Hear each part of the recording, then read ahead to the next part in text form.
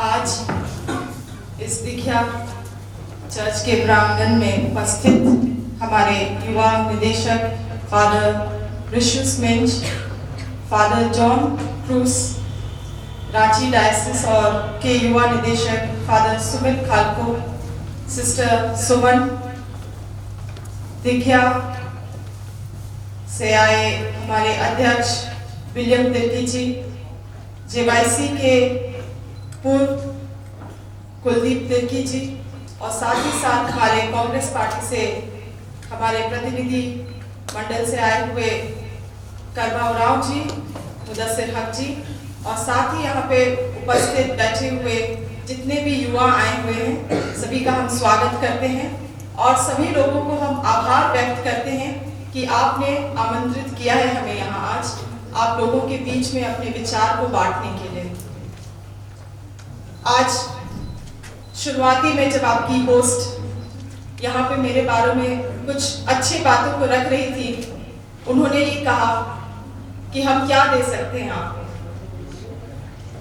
उन्हें पता नहीं है कि अगर मेरी ताकत किसी चीज से आती है, अगर मुझे 24 घंटा 365 दिन सप्ताह का 7 दिन अगर मुझे हिम्मत मिलता है कि मैं दौड़ धूप कर सकूं, मैं लोगों के बीच में रह सकूं, तो वो आप लोगों के विश्वास से ही मिलता है। और एक जनता का विश्वास अपने जनप्रतिनिधि के ऊपर होना, ये बहुत ही मजबूत चीज होता है, बहुत ही बड़ा चीज होता है। और इसी से मुझे ताकत मिलता है कि मैं रोज दिन लोगों के बीच में रह सकती हूँ, लोगों की समस्याओं को सुन सकती हूँ, समझ सकती हूँ। आज आप लोगों के चेहरे पे जो खुशी थी जब मैं यहाँ पे आई, जो रोशनी था, उसको देख के खुशी भी लगता है और साथ ही साथ डर भी लगता है। खुशी इसीलिए कि आप सभी का सहयोग है मेरे साथ, और डर इसीलिए कितने लोगों का अपेक्षा है आने वाले दिनों में आप लोगों की अपेक्षा के ऊपर खरे उतरना है। आप लोगों का जो सपना है उसे साकार करने में मुझे भी आपका सहयोग करना है। और क्या ये सवाल उठता है कि क्या इस रिस्पॉन्सिबिलिटी को क्या मैं बेखूबी से निभा पाऊंगी। आप लोगों को पता है कि किस परिस्थिति में मुझे राजनीति में उतरना पड़ा। अभी से 20-30 साल पहले मेरे बाबा बंधु तिर्की जी बैंक में हुआ करते थे। वो एक आम नागरिक की तरह नौकरी करते थे और हमारे दूर दूर तक हमारे परिवार में राजनीति से किसी का संबंध नहीं था। मगर बाबा को हमेशा से ही समाज सेवा, लोगों के बीच में रह के उन लोगों का परेशानी को समझना, उनके प्रॉब्लम्स को सलूशन निकालना, ये हमेशा से उनकी आदत थी। इससे हमारा परिवार में कोई भी इस चीज को समझ नहीं पाता। उनकी हिम्मत को दाद देती हूँ, जब किसी ने उनके ऊपर विश्वास नहीं किया तब भी वो इस रास्ते पे अकेले निकल पड़े। और उन्हें पता था कि अगर वो किसी तरह का बदलाव ला सकते हैं समाज में, इस राज्य में, तो उन्हें राजनीति में होना जरूरी है। राजनीति को हम बहुत बार गलत नजरिए से देखते हैं और मैं इसमें गलत भी नहीं मानूंगी अगर लोग इसे गलत नजरिए से देखते हैं। तो ये करियर, ये प्लेटफॉर्म ही इतना बदनाम है। मगर आपको सही तरीके से अगर कोई चेंजेस लाना है, अगर आपको लोगों का सहयोग करना है, तो राजनीति से बड़ा और पावरफुल प्लेटफॉर्म कुछ नहीं। मगर कहते हैं ना, with great power comes great responsibilities. ताकत के साथ जिम्मेदारी भी आती है और बहुत बड़ी जिम्मेदारी। इस जिम्मेदारी को आप किस तरह से निभाते हैं, ये बहुत सारी चीजों को डिसाइड करता है, बहुत सारी चीजों को डायरेक्शन देता है। तो मैं आप लोगों को बता रही थी कि मेरे बाबा बैंक में थे और वो राजनीति में आए, मगर हमारे परिवार में दूर दूर तक किसी को राजनीति से कोई मतलब नहीं था, कोई लगाव नहीं था। मेरे परिवार में अभी भी अगर आप मिलेंगे लोगों से तो हम सब लोग किसी ना किसी तरह के सरकारी नौकरी, प्राइवेट नौकरी या कुछ अपना व्यवसाय हम चलाते हैं, मगर राजनीति में बाबा को छोड़ के हमारे परिवार में कोई भी नहीं था। मगर ऐसे परिस्थिति में जब उनका सदस्यता चला गया तो मुझे अपने 7 साल का नौकरी को छोड़ के उनका ये बागडोर संभालने के लिए यहाँ आना पड़ा। सच बोलूंगी तो मुझे ना राजनीति का कोई एक्सपीरियंस था, ना कोई एक्सपोजर था, और उस वक्त यहाँ पे बैठे हुए बहुत जैसे लोग अपने करियर को लेके कंफ्यूज्ड है, वैसे मैं अपने लाइफ को लेके अल्ट्रा कंफ्यूज्ड थी कि अब यहाँ से करना क्या है। और जब तक मैं चुनाव जीती नहीं थी तब तक इतना ज्यादा कंफ्यूजन नहीं था, मगर जिस दिन मैं चुनाव जीत गई, जिस दिन परिणाम मेरे हाथों में आ गया,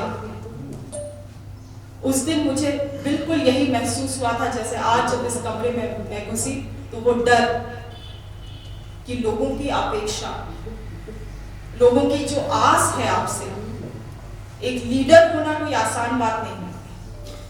लीडर बनना बस पोजीशन या पद को एंजॉय करना नहीं है, उस पद के साथ काफी सारी जिम्मेदारी आती है, आम लोगों का भरोसा आता है, उसको कैसे पूरा करेंगे, ये सबसे बड़ा सवाल उस वक्त भी था मेरे पास, और आज भी कभी कभी मुझे लगता है।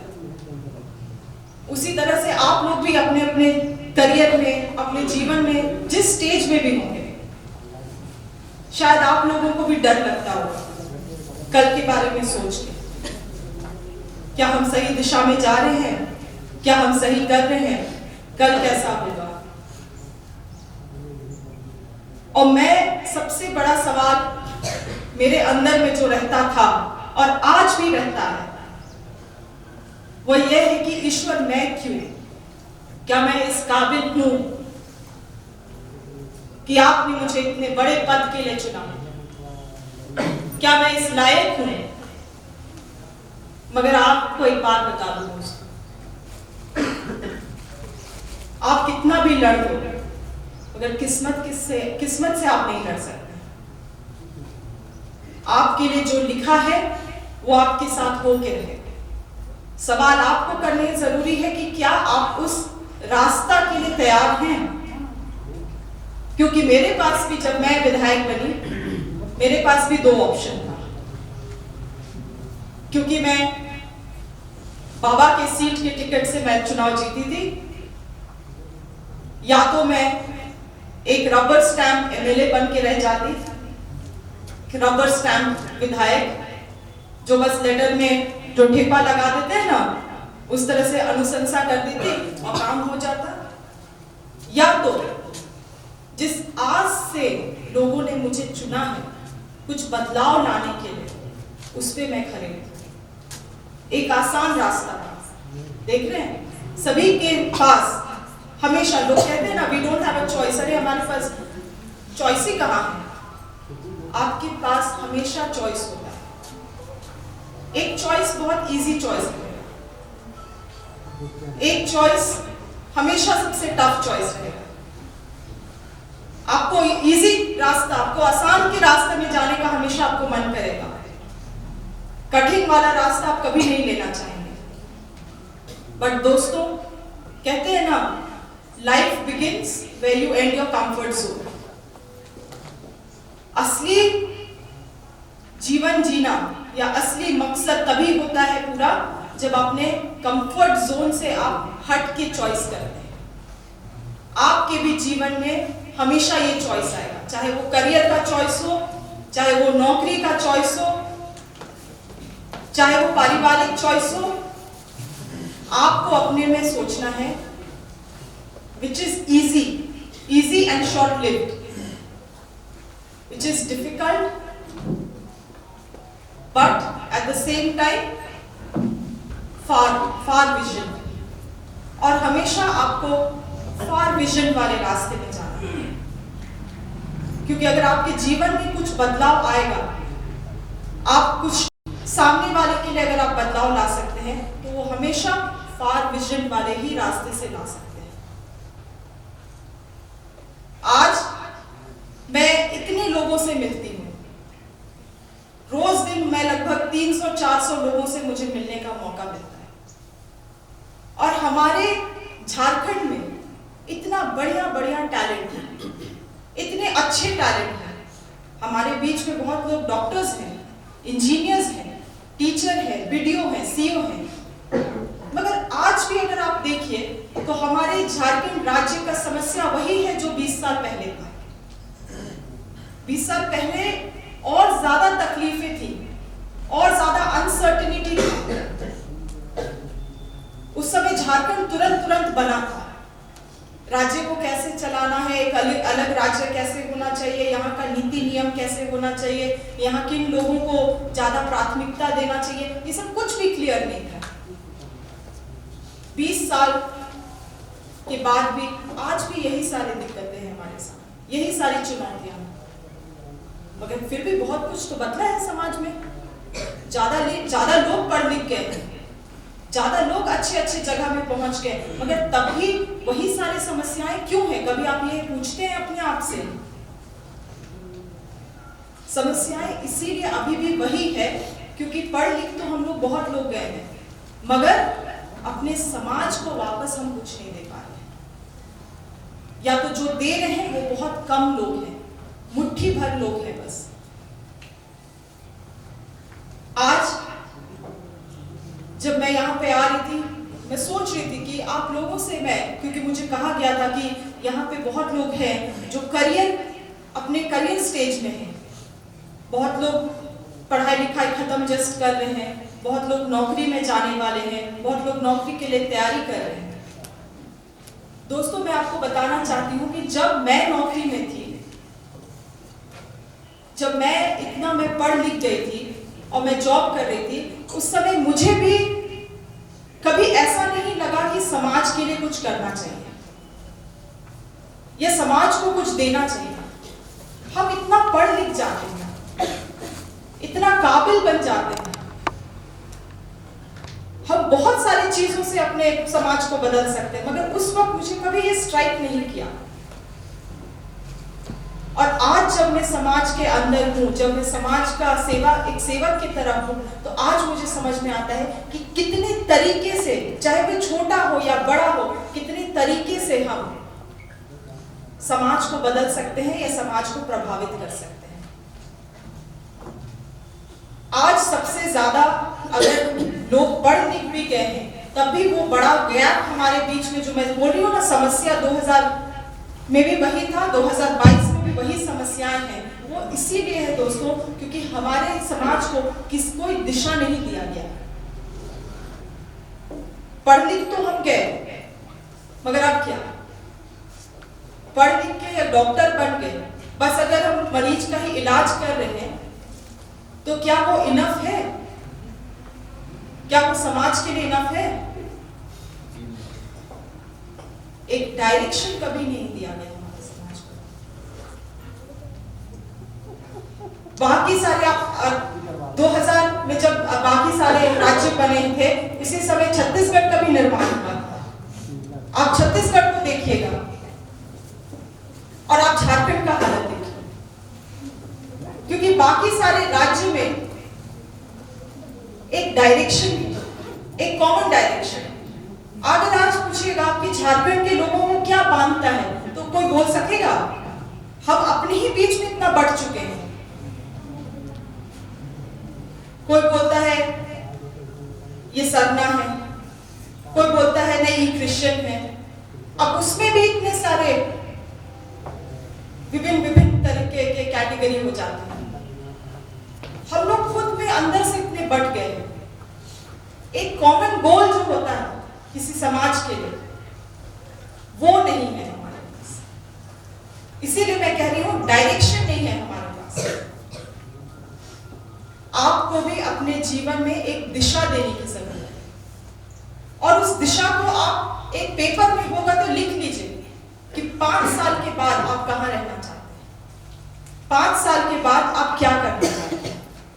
5 साल के बाद अगर आप वीडियो बनना चाहते हैं तो एक कागज में वीडियो बोल के लिख के आप अपने कमरे पे चिपका लीजिए। और अपने दिन का 70 से 80% का समय आप बस उन्हीं एक्टिविटीज में दीजिए जो आपको उस गोल तक लेके जा सकता है, उस डायरेक्शन तक लेके जा सकता है। अगर आप 70 से 80% से ज्यादा समय नहीं दे पा रहे हैं तो 5 साल के बाद वो गोल आपके हाथों में नहीं आने वाला। आप चाहेंगे तो आप कुछ भी कर सकते हैं, आप चाहेंगे तो आप कुछ भी कर सकते हैं, मगर वो मनसा होनी चाहिए, वो इंटेंशन जिसको कहते हैं ना, वो इंटेंशन होना चाहिए, एक डायरेक्शन होना चाहिए। आप क्या बनना चाहते हैं, क्या करना चाहते हैं, और साथ ही साथ ये सब चीज करते हुए आप समाज को कैसे साथ लेके जा सकते हैं, समाज को आप सही दिशा में लेके कैसे जा सकते हैं, उसको भी आपको सोचने की जरूरत है। आज हमारे इस छत के नीचे जब आप लोग बैठे हुए हैं, मैं इसको आप लोगों को कंफर्म कर सकती हूँ कि यहाँ पे जितने लोग भी इस छत के नीचे हैं, सभी लोग अपने लाइफ को लेके, अपने करियर को लेके काफी सीरियस हैं, इसीलिए आप लोग यहाँ पे हैं। मगर दोस्तों, हमारे बहुत सारे ऐसे दोस्त हैं, बहुत सारे ऐसे भाई बहन हैं जो अपना दिशा को खो चुके हैं। आज ये कमरा और भर सकता है, ये बात आप भी जानते हैं, है कि नहीं? इस कमरे में और लोग भर सकते थे आज, मगर वो लोग नहीं आए, आज आप लोग आए। इसका मतलब जो फर्स्ट स्टेज होता है अपने लाइफ में, विच इज सीरियसनेस, आपको अपने जीवन को लेके, अपने करियर को लेके सीरियसनेस है, इसीलिए आज आप यहाँ पे हैं। बहुत सारे लोगों को आपको लगता होगा कि हम पता नहीं सही दिशा में जा रहे हैं या नहीं, हम सही डायरेक्शन में जा रहे हैं या नहीं, कल क्या होगा, परसों क्या होगा। मगर बहुत सारे लोग भूल जाते हैं कि आज में जीना हमें सीखना है। आज जो हाथ में हमारे प्रॉब्लम्स है, जो आज हमारा सिचुएशन है, उसको हमें डील करना सीखना है, क्योंकि आज ही हमारा कल है। इस चीज को आप फिर से सुनिएगा, आज ही हमारा कल है। अगर हम आज को नहीं बना पाएंगे, अगर हम आज को मजबूत नहीं कर पाएंगे, तो हमारा कल कभी नहीं बच पाएगा। ये बात सही है कि नहीं? बहुत लोग, हम लोग चिंता करते हैं कि कल क्या होगा, कल क्या करना है, और इस मोमेंट में हम भूल जाते हैं कि हमें आज के बारे में सोचना है, हमें आज कुछ करना है। इसीलिए मैं सभी लोगों को यहाँ बैठे सलाह दूंगी कि आज पे फोकस करें, आज आप क्या बदल सकते हैं। और समय बहुत महत्वपूर्ण है दोस्तों, टाइम इज वेरी प्रेशियस। ये आपने बहुत बार सुना होगा, बहुत बार सुना होगा, मगर कभी अगर आपको अकेले में समय मिलता है तो जरूर बैठ के इसमें थोड़ा और डीपली सोचिएगा, थोड़ा और ज्यादा चिंतन करने की जरूरत है इस बात में। समय पानी की तरह फिसलता है हाथ से, इसीलिए आप क्या करते हैं, आज क्या करते हैं, अगले 5 साल में क्या करते हैं आप, ये आपका आने वाला साल को डिटरमाइन करेगा, आने वाला कल को डिटरमाइन करेगा। इसीलिए आप किसी भी पोजीशन में हैं अभी, चाहे आप पढ़ाई कर रहे हैं या पढ़ाई से जस्ट पढ़ाई खत्म किया है आपने, अपना करियर को स्टार्ट किया है, आप अपने समय को हमेशा महत्वपूर्ण मान के चलें। आज बहुत सारे ऐसे लोग हैं जो मोबाइल से इतना ज्यादा डिस्ट्रैक्टेड है। मोबाइल कोई गलत चीज नहीं है दोस्तों, समाज बदल रहा है, टेक्नोलॉजी बदल रहा है। कभी कोई सोचा नहीं था कि हम लोग के माँ बाबा लोग ने कभी सोचा नहीं होगा कि फोन में भी हम लोग एक दूसरे को देख के बात कर सकते हैं। आज भी मेरी दादी बहुत बुजुर्ग है, लगभग 80-90 साल होता होगा उनका, जब वो मोबाइल में देख के फोन में बात करती है तो उनको अजीब सा लगता है। टेक्नोलॉजी ऐसा है, हम और आप इतना रिलेट कर पाते हैं उससे क्योंकि हम लोग युवा हैं, मगर बताइए हमारे बुजुर्ग माँ बाप के लिए ये सब बहुत अद्भुत बात हो जाती है। मगर फोन को सही तरीके से इस्तेमाल करें। मोबाइल जो फोन होता है ये सबसे, और या इंटरनेट जिसको बोले, इंटरनेट सबसे बड़ा वेपन है, सबसे बड़ा वेपन। आप इसका किस तरह से इस्तेमाल करते हैं ये बहुत सारा समय आपका लेता है। बहुत आने वाले आपके समय को ये डिटरमाइन करेगा। इसीलिए बहुत लोग जो फोन इस्तेमाल करते हैं, मैं बोलूंगी उसमें भी मैं आपको सलाह दूंगी कि आप फोन इस्तेमाल करिए सही चीजों के लिए, रिसर्च करने के लिए, स्टडी करने के लिए। आपको किस चीज में इंटरेस्ट है, उस इंटरेस्ट को और ज्यादा डेवलप करने के लिए। और जरूरी नहीं है कि जो प्रथा चले आ रहा है, डॉक्टर, इंजीनियर, टीचर अगर चले आ रहा है तो आप वही करें। चीजें इतनी बदल गई हैं, आप चाहिएगा तो आप कुछ भी कर सकते हैं, कुछ भी। मगर आपको समझने की जरूरत है, आपको डिसाइड करने की जरूरत है कि आप किन चीजों में अच्छे हैं। शायद मैं लिखने में अच्छे हो सकते हैं, आप लिखने में अच्छे नहीं होंगे, मगर आप बोलने में बहुत अच्छे होंगे। अपने ताकतों को समझिए। उसके लिए भी मैं आपको सलाह दूंगी कि कभी बैठ के अपने स्ट्रेंथ्स को, अपने ताकतों को आप लिखिए। 5 ताकतों को आप लिखिए और उन चीजों में आप फोकस करें। उन चीजों में फोकस करते हुए आपका जो एंड टारगेट है उस तक आप पहुंचने के प्रयास करें। आप आशा करते हो कि काफी सब लोग, क्योंकि बहुत चुपचाप है, मगर मेरी बातें आप समझ रहे होंगे, समझ रहे हैं? क्योंकि मुझे कहा गया था यहाँ आने वक्त कि करियर काउंसलिंग और करियर गाइडेंस में आप लोगों को मैं अपने विचार प्रकट करूं। इसीलिए फिर से मैं अपने आप को दोहराऊंगी इस बारे में कि एंड गोल होना बहुत जरूरी है, कि आप क्या करना चाहते हैं, आप क्या बनना चाहते हैं।